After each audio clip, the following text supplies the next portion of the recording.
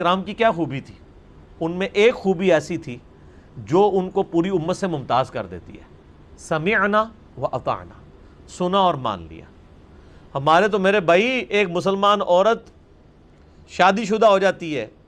بچوں والی ہو جاتی ہے، اس کو سمجھانا پڑتا ہے کہ بھئی حجاب کرنا ہے تم نے، اور ایک طرف غیر مسلم عورتیں ہیں، قرآن سٹڈی کرتی ہیں، اسلام قبول کرتی ہیں، پہلے دن سے حجاب شروع کر دیتی ہیں، اس لیے کہ ان کو پتہ ہوتا ہے کہ بھئی اسلام قبول کرنے کا مطلب اپنی مرضی سے دستبرداری ہے، اور مسلم ہونا ہے سر تسلیم خام کرنا۔ اسلام قبول کرنے کا مطلب ہرگز نہیں ہے کہ آپ نے ایک ٹیگ لگا لیا اور پاکستان کے شناختی کارڈ میں آپ مسلمان لکھیں گے، باقی زندگی آپ اپنی مرضی کی گزاریں۔ اے بھائی پاکستان نے شناختی کارڈ والا مسلمان ہے، اللہ کے نزدیک یہ مسلمان نہیں شمار ہوتا، لیکن جب کافر مسلمان ہوتے ہیں نا تو وہ اس چیز کا ہے۔ یوسف ایسٹس صاحب کا میں سن رہا تھا، 80s میں مسلمان ہوئے ہیں، وہ لیٹ 80s میں پروٹیسٹنٹ پریسٹ تھے وہ، اور بہت بڑے لیول پہ۔ وہ کہتے ہیں میں اتنا امیر پریسٹ تھا کہ میرے ایک سگنیچر سے میں بوئنگ 747 خرید سکتا تھا، اور ایک کلین شیف بندہ مصر کا جو اس سے کاروبار کے لیے آیا، جس کو یہ پادری سمجھتا تھا میں اس مسلمان کو عیسائی کر لوں گا، لیکن اس کو قرآن آتا تھا، مصر کا رہنے والا تھا وہ، اس بندے کی دعوت سے وہ مسلمان ہو گیا۔ وہ ایک لمبی سٹوری آپ دیکھیں، یوٹیوب کے اوپر جا کے لکھیں وہ کیسے مسلمان ہوئے تو وہ آپ کو انگلش میں ان کی پوری لائف سٹوری مل جائے گی۔ تو یوسف ایسٹس کہتے ہیں کہ مجھے ایک عیسائی عورت نے فون کیا، اس نے کہا میں اسلام قبول کرنے کے لیے تیار ہوں،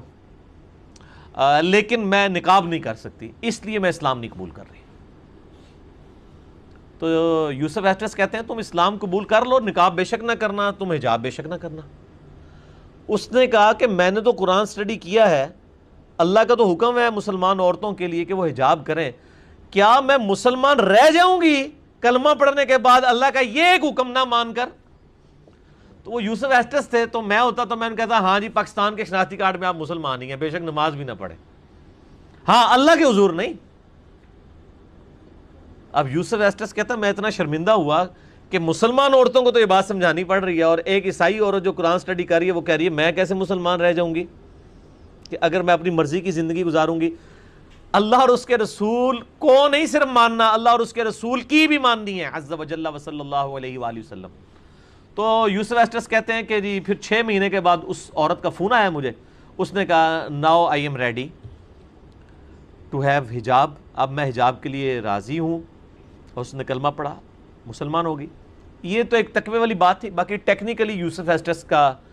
جو فتویٰ تھا وہ بالکل درست تھا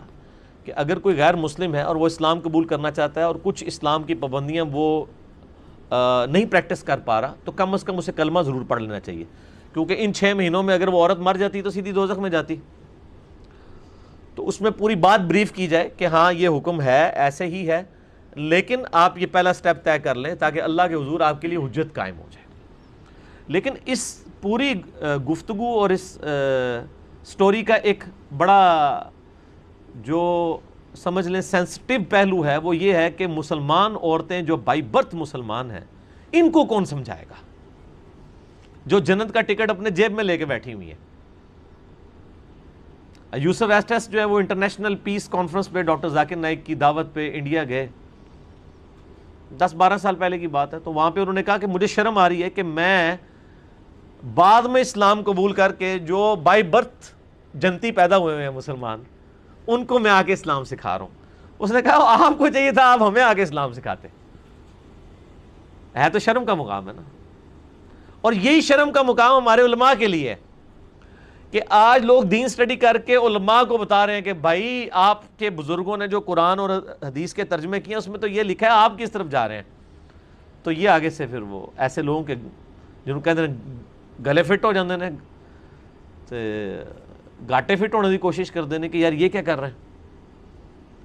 تو بڑا مشکل ہے حق بات کو قبول کرنا۔ تو پہلے کافر بھی یہی کہتے تھے قل انما انا بشر مثلکم، اے نبی فرما دو کہ اس میں تو کوئی شک نہیں ہے کہ میں تو ایک انسان ہی ہوں، میں تو صرف ایک انسان ہوں تمہاری مانند، یعنی سپیشیز ہونے میں، مرتبے کی بات نہیں ہو رہی، سپیشیز میں، مرتبے میں تو کسی شخص کو ان سے نسبت نہیں ہے، لیکن ایک بہت بڑا فرق، یوحا الیہ، میری طرف وحی ہوتی ہے انما الہکم الہ واحد، کہ نہیں ہے تمہارا معبود سوائے اس اکیلے اللہ کے، فاستقیموا الیہ، پس اسی کی طرف متوجہ ہو جاؤ، واستغفروا، اسی کی طرف مغفرت طلب کرو، وویل للمشرکین، اور شرک کرنے والوں کے لیے ہلاکت ہے۔ شرک کرنے والے وہ لوگ بھی ہیں جو نماز نہیں پڑھ رہے ہیں۔ صحیح مسلم میں 246 نمبر حدیث ہے، بندے کے کفر اور اسلام، شرک اور ایمان کے درمیان فرق نماز ہے۔ وَأَقِيمُوا الصَّلَاةَ وَلَا تَكُونُوا مِنَ الْمُشْرِكِينَ، سورہ روم میں آتا ہے، نماز قائم کرو اور مشرکوں میں سے نہ ہو، کیونکہ جو مسلمان ہے تو نماز پڑھے گا، اور نماز نہ پڑھنا تو مشرکین کی علامت ہے۔